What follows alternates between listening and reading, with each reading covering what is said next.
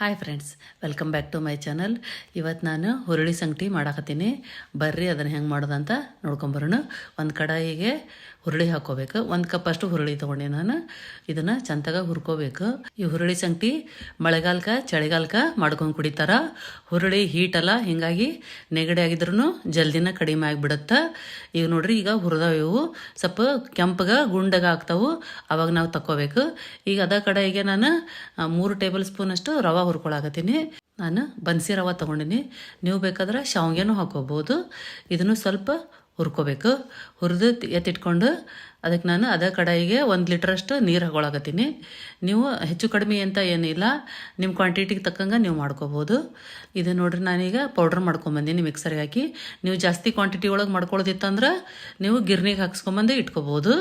ಇದೇನು ಸಣ್ಣಗೆ nice powder ಆಗ್ಬೇಕಂತ ಏನಿಲ್ಲ, ನುಚ್ಚು ನಡಿತೈತಿ. ಈಗ ಒಂದು ಅರ್ಧ ಕಪ್ ನೀರಿಗೆ 2 ಟೇಬಲ್ ಸ್ಪೂನ್ ಅಷ್ಟು ಹಿಟ್ಟು ಹಾಕಿ ಗಂಟಿರ್ಲಾರ್ದಂಗೆ ಕಲಸಿಟ್ಕೋಬೇಕು. ನೀವು ಬೇಕಿದ್ರೆ ಗಿರ್ನಿಗೆ ಹಾಕಿಸಿ ನೈಸಾಗಿ ಪೌಡ್ರ್ ಮಾಡಿ ಇಟ್ಕೋಬೋದು. ಬಟ್ ನಾನು ಸ್ವಲ್ಪ ಮಾಡಾಕತ್ತೀನಲ್ಲ, ಅದ್ರ ಸಂಬಂಧ ನಾನು ಮಿಕ್ಸರ್ಗೆ ಹಾಕ್ಕೊಂಡೀನಿ.